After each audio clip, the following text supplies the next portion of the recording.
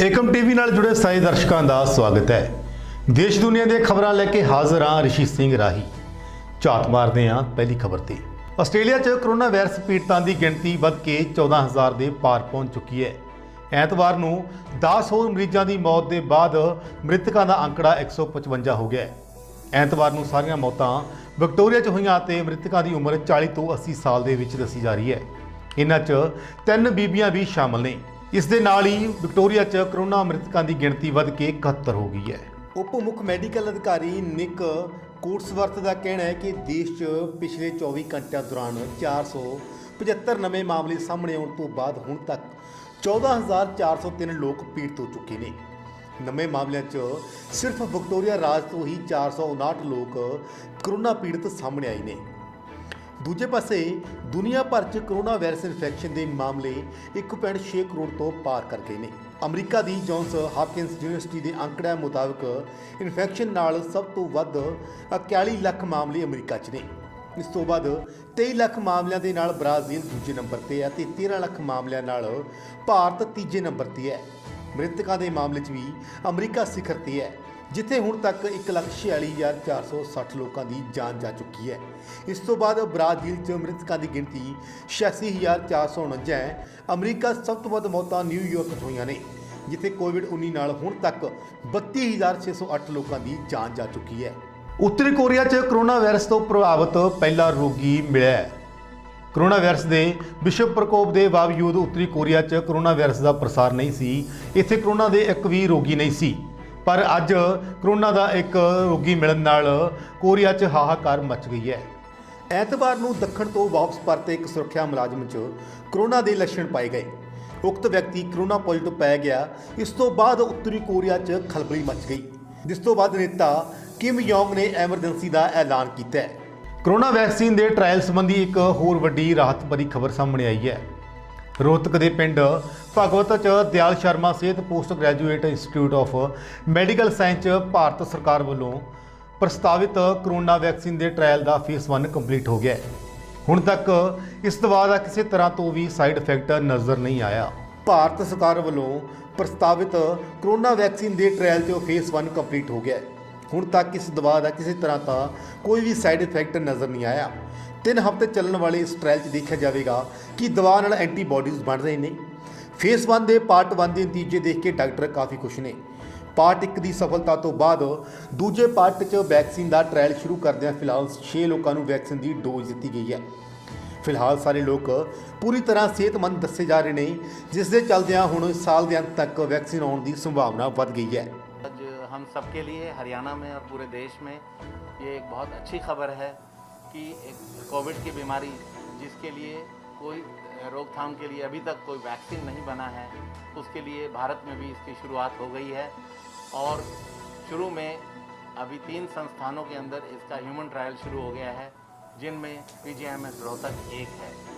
आज हमने 3 सब्जेक्ट्स को ह्यूमन ट्रायल के लिए एनरोलमेंट किया है और शुरू में ये जांच किया गया कि उन्होंने इस वैक्सीन को बहुत अच्छे से टॉलरेट किया है और उनके अंदर कोई भी इसका एडवर्स इफेक्ट नहीं आया। और ये शुरू में जो रिज़ल्ट आए हैं इससे इनकरेज होकर आज हमने 10 पेशेंट्स का और भी कोविड टेस्ट किया है और बाकी भी जांच की है। अगर उनका रिज़ल्ट भी हमें ठीक मिलता है तो ये कल कुछ और पेशेंट एनरोल किए जाएंगे। हमें उम्मीद है कि जैसा हमने सेल लाइन्स की स्टडी में देखा गया है और एनिमल ट्रायल्स के अंदर देखा गया है पूरे देश के अंदर, तो उससे एनकरेजिंग रिजल्ट्स मिलते हैं और ह्यूमन ट्रायल में भी एंटीबॉडी अच्छी बनेगी, इसकी हमें पूरी उम्मीद है। ਪੰਜਾਬ ਦੇ ਮੁੱਖ ਮੰਤਰੀ ਕੈਪਟਨ ਅਮਰਿੰਦਰ ਸਿੰਘ ਨੇ ਅੱਜ ਐਲਾਨ ਕੀਤਾ ਹੈ ਕਿ ਕੋਵਿਡ ਸੰਕਟ ਕਰਕੇ ਸੂਬੇ ਅੰਦਰ ਸਰਕਾਰ ਸਕੂਲ ਵਿਦਿਅਕ ਸੈਸ਼ਨ 2020-21 ਲਈ ਵਿਦਿਆਰਥੀਆਂ ਕੋਲੋਂ ਕੋਈ ਵੀ ਦਾਖਲਾ ਫੀਸ, ਮੁੜ ਦਾਖਲਾ ਤੇ ਟਿਊਸ਼ਨ ਫੀਸ ਨਹੀਂ ਲੈਣਗੇ। ਮੁੱਖ ਮੰਤਰੀ ਦਾ ਕਹਿਣਾ ਹੈ ਕਿ ਜਿੱਥੋਂ ਤੱਕ ਨਿੱਜੀ ਸਕੂਲਾਂ ਦੇ ਫੀਸ ਲੈਣ ਦਾ ਸੰਬੰਧ ਹੈ, ਸੂਬਾ ਸਰਕਾਰ ਪਹਿਲਾਂ ਹੀ ਅਦਾਲਤ 'ਚ ਜਾ ਚੁੱਕੀ ਹੈ, ਪਰ ਸਰਕਾਰੀ ਸਕੂਲਾਂ ਵੱਲੋਂ ਪੂਰੇ ਸਾਲ ਲਈ ਕੋਈ ਵੀ ਫੀਸ ਨਹੀਂ ਲਈ ਜਾਏਗੀ।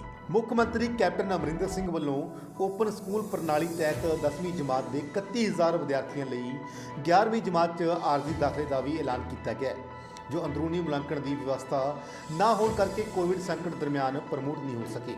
ਉਹਨਾਂ ਨੇ ਇਹ ਅਹਿਮ ਐਲਾਨ ਕੈਪਟਨ ਨੂੰ ਸਵਾਲ ਪ੍ਰੋਗਰਾਮ ਤਹਿਤ ਕੀਤੇ। ਉਹਨਾਂ 12ਵੀਂ ਜਮਾਤ ਚੋਂ 98% ਅੰਕ ਹਾਸਲ ਕਰਨ ਵਾਲੇ 335 ਵਿਦਿਆਰਥੀਆਂ ਨੂੰ 51-5100 ਰੁਪਏ ਦੇ ਨਗਦ ਇਨਾਮ ਦਾ ਵੀ ਐਲਾਨ ਕੀਤਾ ਹੈ। ਸਰਕਾਰੀ ਸਕੂਲਾਂ ਨੂੰ ਮੁਬਾਰਕਬਾਦ ਦਿੰਦਿਆਂ ਮੁੱਖ ਮੰਤਰੀ ਦਾ ਕਹਿਣਾ ਹੈ ਕਿ ਸਰਕਾਰੀ ਸਕੂਲਾਂ ਦੀ 94.32 ਪਾਸ ਫੀਸ ਦੀ ਸਕੂਲ ਬੋਰਡ ਦੇ ਇਤਿਹਾਸ 'ਚ ਹੁਣ ਤੱਕ ਦੀ ਸਭ ਤੋਂ ਵਧੇਰੇ ਹੈ। ਉਹਨਾਂ ਦੱਸਿਆ ਕਿ ਇਸ ਸਾਲ ਸਰਕਾਰੀ ਸਕੂਲਾਂ ਦੇ ਦਾਖਲਿਆਂ 'ਚ 13% ਦੀ ਵਾਧਾ ਹੋਇਆ ਹੈ।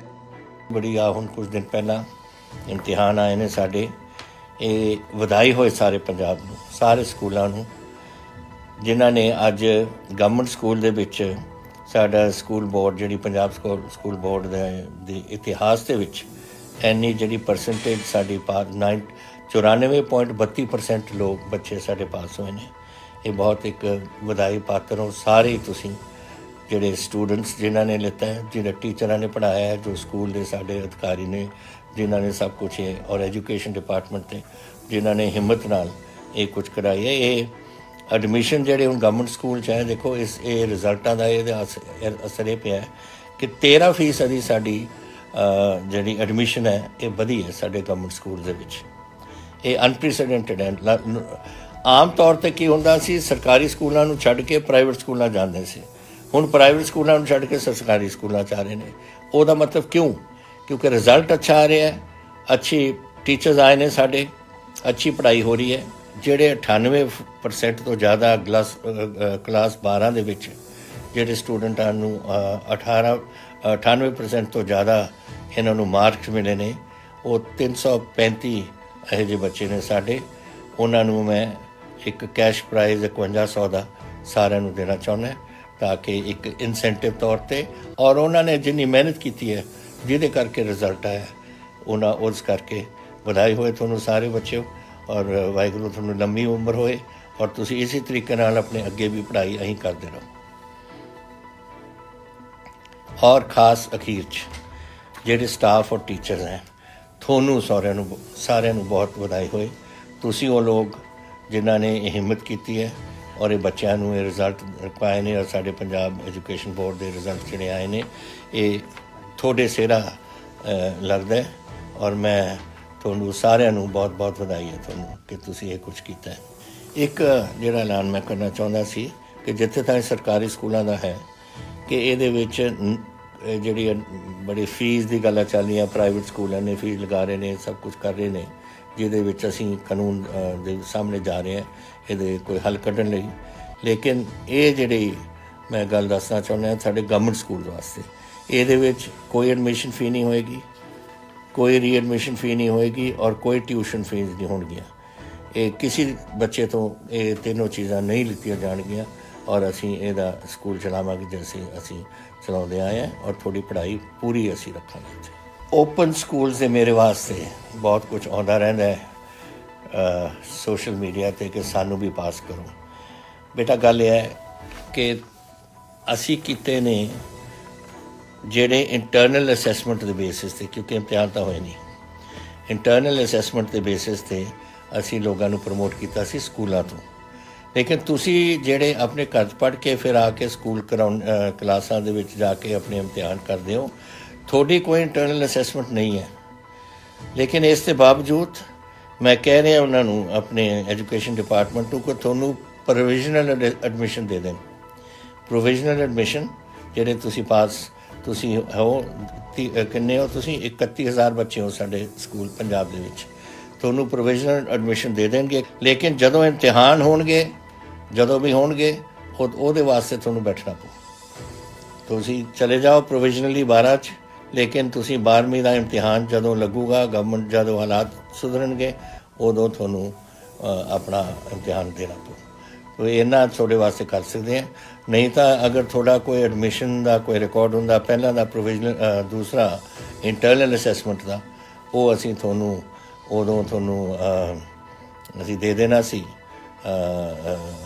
ਲੇਕਿਨ ਤੁਹਾਡੀ ਇੰਟਰਨਲ ਅਸੈਸਮੈਂਟ ਨਹੀਂ ਹੋਈ, ਇਸ ਕਾਰਨ ਸਾਨੂੰ ਇੱਥੇ ਤਾਈਂ ਅਸੀਂ ਤੁਹਾਡੀ ਮਦਦ ਕਰ ਸਕਦੇ ਹਾਂ, ਇਸ ਤੋਂ ਜ਼ਿਆਦਾ ਨਹੀਂ ਕਰ ਸਕਾਂਗੇ। ਬਰਸਾਤਾਂ ਦਾ ਸੀਜ਼ਨ ਸ਼ੁਰੂ ਹੁੰਦੇ ਹੀ ਸਤਲੁਜ ਦਰਿਆ ਦੇ ਕੰਢੇ ਵਸੇ ਪਿੰਡਾਂ ਵਾਲਿਆਂ ਨੂੰ ਹੜ੍ਹਾਂ ਦਾ ਡਰ ਸਤਾਉਣ ਲੱਗ ਪਿਆ, ਕਿਉਂਕਿ ਉਹਨਾਂ ਨੂੰ ਪਿਛਲੇ ਸਾਲ ਆਏ ਹੜ੍ਹਾਂ ਦੀਆਂ ਯਾਦਾਂ ਤਾਜ਼ੀਆਂ ਹੋਣ ਲੱਗ ਪਈਆਂ ਨੇ। ਉਹਨਾਂ ਦਾ ਕਹਿਣਾ ਹੈ ਕਿ ਪਿਛਲੇ ਸਾਲ ਆਏ ਹੜ੍ਹ ਦੇ ਕਾਰਨ ਜੋ ਤਬਾਹੀ ਹੋਈ ਸੀ, ਉਹਨਾਂ ਨੂੰ ਕਦੇ ਵੀ ਭੁੱਲਿਆ ਨਹੀਂ ਜਾ ਸਕਦਾ। ਪਿਛਲੇ ਸਾਲ ਸਤਲੁਜ 'ਚ ਆਏ ਹੜ੍ਹਾਂ ਦੀਆਂ ਯਾਦਾਂ ਲੋਕਾਂ ਦੇ ਮਨਾਂ 'ਚ ਤਾਜ਼ੀਆਂ ਹੋਣ ਲੱਗ ਪਈਆਂ ਨੇ। ਲੋਕਾਂ ਦਾ ਕਹਿਣਾ ਹੈ ਕਿ ਪਿਛਲੇ ਸਾਲ ਹੜ੍ਹ ਦੇ ਨਾਲ ਜੋ ਤਬਾਹੀ ਹੋਈ ਸੀ ਉਸ ਨੂੰ ਕਦੇ ਵੀ ਭੁੱਲਿਆ ਨਹੀਂ ਜਾ ਸਕਦਾ। ਉਸ ਨੂੰ ਯਾਦ ਕਰ ਅੱਜ ਵੀ ਉਹ ਸਹਿਮ ਜਾਂਦੇ ਨੇ। ਨਾਲ ਹੀ ਉਹਨਾਂ ਇਹ ਕਿਹਾ ਕਿ ਪ੍ਰਸ਼ਾਸਨ ਵੱਲੋਂ ਹੜ੍ਹਾਂ ਦੀ ਰੋਕਥਾਮ ਲਈ ਸਮੇਂ ਸਿਰ ਤਿਆਰੀਆਂ ਕਰ ਲਈ ਗਈਆਂ ਨੇ, ਜਿਸ ਨਾਲ ਉਹਨਾਂ ਨੂੰ ਕੁਝ ਰਾਹਤ ਮਹਿਸੂਸ ਹੋ ਰਹੀ ਹੈ। ਉਹਨਾਂ ਦਾ ਕਹਿਣਾ ਹੈ ਕਿ ਪ੍ਰਸ਼ਾਸਨ ਲਗਾਤਾਰ ਕੰਮ ਕਰਵਾ ਰਿਹਾ ਤੇ ਸਾਰੇ ਬੰਨ ਪੱਕੇ ਕੀਤੇ ਜਾ ਰਹੇ ਨੇ। ਮੇਰਾ ਨਾਮ ਰਾਜੂ ਸਿੰਘ ਹੈ, ਮੇਰਾ ਪਿੰਡ ਰਾਜਾਪੁਰ ਆ, ਉੱਥੇ ਦਾ ਮੈਂ ਸਰਪੰਚ ਹਾਂ। ਪਿਛਲੀ ਵਾਰੀ ਤਾਂ ਬਹੁਤ ਹਾਲਾਤ ਮਾੜੇ ਸੀ, ਐਤਕੀ ਤਾਂ ਕੰਮਕਾਰ ਚੱਲ ਰਿਹਾ ਹੁਣ, ਤੇ ਬਾਕੀ ਕੁਦਰਤ ਦੀ ਦੇ ਅੱਗੇ ਉਹਦਾ ਕੋਈ ਜ਼ੋਰ ਨਹੀਂ ਹੁੰਦਾ।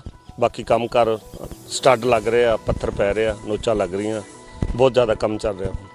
ਮਦਨ ਦੀ ਇਹ ਲੋੜ ਵੀ ਇੱਥੇ ਚੁਕੰਨੇ ਹੋ ਕੇ ਰਹਿਣਾ ਚਾਹੀਦਾ। ਜਦੋਂ ਹੜ੍ਹ ਦੇ ਹਾਲਾਤ ਹੁੰਦੇ ਨੇ ਨਾ, ਉਦੋਂ ਸਾਨੂੰ ਨਾ ਕੋਈ JCP ਨਾ ਕੋਈ ਸਾਨੂੰ ਮਸ਼ੀਨ ਪੌਪਲੈਂਟ ਕੋਈ ਨਹੀਂ ਸੰਬੰਧ ਇੱਥੇ ਹੁੰਦੇ ਆ। ਕਿ ਰਾਤ ਨੂੰ ਅਸੀਂ ਟਰੈਕਟਰ ਪਿੰਡਾਂ ਵਾਲੇ ਟਰੈਕਟਰ ਲਾ ਕੇ ਇੱਥੇ ਮਿੱਟੀ ਪਾਈ, 2 ਫੁੱਟ ਦਾ ਬੰਨ੍ਹ ਲਾਇਆ ਸੀ ਤੇ ਇਹ ਘੱਟ ਤੋਂ ਘੱਟ 20-25 ਪਿੰਡਾਂ ਨੂੰ ਬਚਾਇਆ ਗਿਆ ਸੀ। ਅਗਰ ਰਾਤ ਨੂੰ ਅਸੀਂ ਸੁੱਤੇ ਰਹਿੰਦੇ ਤੇ 20-25 ਪਿੰਡਾਂ ਦਾ ਨੁਕਸਾਨ ਹੁੰਦਾ ਸੀ। ਹੁਣ ਤਾਂ ਠੀਕ ਹੋ ਰਹੇ ਨੇ ਸਰਕਾਰ ਦੇ ਕੰਮ, ਪਰ ਜਦੋਂ ਬਰਸਾਤ ਦਾ ਟਾਈਮ ਹੁੰਦਾ ਉਦੋਂ ਮਸ਼ੀਨਰੀ ਪਾਬੰਦ ਇੱਥੇ ਚਾਹੀਦੀ ਏ। ਮਹਿਕਮੇ ਵਾਲੇ ਬੰਦੇ ਮੌਕੇ ਤੇ ਚਾਹੀਦੇ ਨੇ ਤੇ ਪਿੰਡ ਵਾਲੇ ਵੀ ਸਹਿਯੋਗ ਦਿੰਦੇ ਆ ਸਾਰੇ ਸੰਗਤ ਉਸ ਟਾਈਮ। ਧੰਨ ਸਿੰਘ ਸਾਬਕਾ ਸਰਪੰਚ ਰਾਜਾਪੁਰ। ਪ੍ਰਸ਼ਾਸਨ ਵੱਲੋਂ ਤਾਂ ਠੀਕ ਹੈ ਜੀ, ਕੰਮਕਾਰ ਚੱਲ ਰਹੇ ਆ ਪੂਰੇ ਜ਼ੋਰਾਂ ਨਾਲ, ਪਰ ਜੇ ਵੱਧ ਪਾਣੀ ਆ ਜਾਵੇ ਤਾਂ ਫਿਰ ਪ੍ਰਸ਼ਾਸਨ ਦੇ ਵੀ ਹੱਦ ਤੋਂ ਬਾਹਰ ਹੋ ਜਾਂਦਾ ਕੰਮ। ਫਿਰ ਕਈ ਵਾਰੀ ਫਸਲਾਂ ਦਾ ਨੁਕਸਾਨ ਵੀ ਹੋ ਜਾਂਦਾ, ਕਈ ਜਗ੍ਹਾ ਤੋਂ ਬੰਨ ਵੀ ਟੁੱਟ ਜਾਂਦੇ। ਪਿਛਲੇ ਸਾਲ 'ਚ ਵੀ ਕੰਮ ਤਾਂ ਇਦਾਂ ਚੱਲਦੇ ਹੀ ਸੀ, ਮਹਿਕਮੇ ਨੇ ਪ੍ਰਸ਼ਾਸਨ ਨੇ ਸਾਰੇ ਕੰਮ ਚਲਾਏ ਸੀ, ਪਰ ਜਦੋਂ ਪਾਣੀ ਹੱਦ ਤੋਂ ਵੱਧ ਆ ਗਿਆ ਤੇ ਫਿਰ ਵੀ ਸਾਡੇ ਵਾਲੇ ਪਾਸੋਂ ਤਾਂ ਪੂਰਾ ਤਕਰੀਬਨ ਕੰਟਰੋਲ ਹੀ ਰਿਹਾ।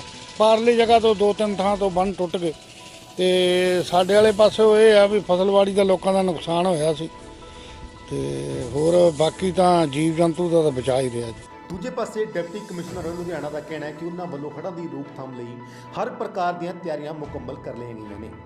ਉਹਨਾਂ ਦੱਸਿਆ ਕਿ ਨਰੇਗਾ ਤਹਿਤ ਮਜ਼ਦੂਰਾਂ ਤੋਂ ਸਾਰੇ ਕੰਮ ਕਰਵਾਏ ਜਾ ਰਹੇ ਨੇ। ਉਹਨਾਂ ਦਾ ਕਹਿਣਾ ਹੈ ਕਿ ਇਸ ਸੰਬੰਧ 'ਚ ਇੱਕ ਮੀਟਿੰਗ ਕਰਕੇ ਪੁਲਿਸ, ਫੌਜ ਅਤੇ NDRF, SDRF ਦੀਆਂ ਟੀਮਾਂ ਨੂੰ ਪੂਰੀ ਤਰ੍ਹਾਂ ਤਿਆਰ ਰਹਿਣ ਲਈ ਆਦੇਸ਼ ਦਿੱਤੇ ਗਏ ਨੇ। ਲੁਧਿਆਣਾ ਜ਼ਿਲ੍ਹਾ ਪ੍ਰਸ਼ਾਸਨ ਵੱਲੋਂ ਇਸ ਵਾਰ ਇਸ ਤਰ੍ਹਾਂ ਦੇ ਇੰਤਜ਼ਾਮ ਕਰਨ ਦੀ ਕੋਸ਼ਿਸ਼ ਕਰ ਰਹੇ ਹਾਂ ਕਿ ਜਿਹਦੇ ਨਾਲ ਹੜ੍ਹ ਨਾ ਹੋਣ, ਔਰ ਇਹਦੇ ਲਈ ਅਸੀਂ 8 ਥਾਵਾਂ 'ਤੇ ਜਿਹੜੇ ਮੇਜਰ ਵਰਕ ਹੈਗੇ ਨੇ, ਜਿਹੜੇ ਸਾਡੇ ਨੌਨ ਪਲਾਨ ਦੇ ਵਿੱਚ ਨੇ, ਉਹ ਸ਼ੁਰੂ ਕੀਤੇ ਨੇ। ਇਸ ਤੋਂ ਇਲਾਵਾ ਨਰੇਗਾ ਦੇ ਤਹਿਤ ਵੀ ਅਸੀਂ 8-10 ਪੁਆਇੰਟਸ ਜਿਹੜੇ ਹੈਗੇ ਨੇ ਉਹਨਾਂ ਦੀ ਰਿਪੇਅਰ ਔਰ ਸਟਰੈਂਥਨਿੰਗ ਦਾ ਕੰਮ ਸ਼ੁਰੂ ਕਰ ਰਹੇ ਹਾਂ। ਪਰ ਇਸ ਦੇ ਬਾਵਜੂਦ ਕਿ ਅਸੀਂ ਜਿਹੜੇ ਹੜ੍ਹ ਰੋਕੂ ਪ੍ਰਬੰਧ ਕੀਤੇ ਹੈ, ਅਸੀਂ ਇਹ ਵੀ ਪ੍ਰਬੰਧ ਕੱਲ੍ਹ ਰਿਵਿਊ ਕੀਤੇ ਹੈਗੇ ਨੇ ਕਿ ਅਗਰ ਹੜ੍ਹਾਂ ਦੀ ਸਥਿਤੀ ਆਉਂਦੀ ਹੈ ਤਾਂ ਵੱਖ-ਵੱਖ ਵਿਭਾਗਾਂ ਦੀਆਂ ਡਿਊਟੀਜ਼ ਕੀ ਹੋਣਗੀਆਂ। ਉਹਦੇ ਲਈ ਸਿਵਲ ਪ੍ਰਸ਼ਾਸਨ, ਪੁਲਿਸ ਪ੍ਰਸ਼ਾਸਨ, ਮਿਲਟਰੀ ਅਥਾਰਟੀਜ਼, ਜਿਹੜੇ ਸਾਡੇ ਨੈਸ਼ਨਲ ਡਿਜ਼ਾਸਟਰ ਮੈਨੇਜਮੈਂਟ ਦੀ ਜਿਹੜੀ ਫੋਰਸ ਹੈਗੀ ਹੈ, NDRF, SDRF, ਇਹਨਾਂ ਸਾਰਿਆਂ ਨਾਲ ਅਸੀਂ ਇੱਕ ਮੀਟਿੰਗ ਕੀਤੀ ਹੈ। ਔਰ ਉਸ 'ਚ ਡਾਕਟਰੀ ਮਹਿਕਮਾ ਹੋਵੇ, ਪਸ਼ੂ ਪਾਲਣ ਵਿਭਾਗ ਹੋਵੇ, ਫੂਡ ਸਪਲਾਈ ਹੋਵੇ, ਹੋਰ ਇਸ ਤੋਂ ਇਲਾਵਾ ਵੱਖੋ ਵੱਖਰੇ ਜਿਹੜੇ ਡਿਪਾਰਟਮੈਂਟ ਨੇ, ਪੰਚਾਇਤਾਂ ਦਾ ਹੋਵੇ, ਰੈਵਨਿਊ ਦਾ ਹੋਵੇ, ਸਾਰਿਆਂ ਨੂੰ ਜਿਹੜੀਆਂ ਹੈਗੀਆਂ ਹਦਾਇਤਾਂ ਜਾਰੀ ਕਰ ਦਿੱਤੀਆਂ ਗਈਆਂ ਨੇ। ਕੰਟਰੋਲ ਰੂਮ ਐਕਟੀਵੇਟ ਕਰ ਦਿੱਤਾ ਗਿਆ, ਕਮਿਊਨੀਕੇਸ਼ਨ ਪਲਾਨ ਬਣਾਉਣ ਲਈ ਕਹਿ ਦਿੱਤਾ ਗਿਆ। ਮੈਨੂੰ ਪੂਰਾ ਯਕੀਨ ਹੈ ਕਿ ਅਸੀਂ ਇਸ ਵਾਰ ਜਿਹੜੇ ਹੜ੍ਹ ਹੈਗੇ ਉਹਨਾਂ ਤੋਂ ਲੋਕਾਂ ਦਾ ਬਚਾਅ ਕਰਾਂਗੇ। ਖੁਦਾ ਨਾ ਖਾਸਤਾ ਕੋਈ ਹੰਗਾਮੀ ਹਾਲਤ ਪੈਦਾ ਹੁੰਦੀ ਹੈ ਤਾਂ ਆਲ ਦਾ ਡਿਪਾਰਟਮੈਂਟਸ ਆਰ ਗੀਅਰਡ ਅਪ, ਪਰ ਅਸੀਂ ਲੋਕਾਂ ਨੂੰ ਕੋਈ ਮੁਸ਼ਕਿਲ ਨਹੀਂ ਆਉਣ ਦੇਵਾਂਗੇ। ਫਿਲਹਾਲ ਹੁਣ ਤੱਕ ਦੀਆਂ ਖਬਰਾਂ 'ਚ ਇੰਨਾ ਹੀ। ਮਿਲਦੇ ਹਾਂ ਅਗਲੀ ਵਾਰ, ਤਦ ਤੱਕ ਲਈ ਦਿਓ ਇਜਾਜ਼ਤ। ਧੰਨਵਾਦ।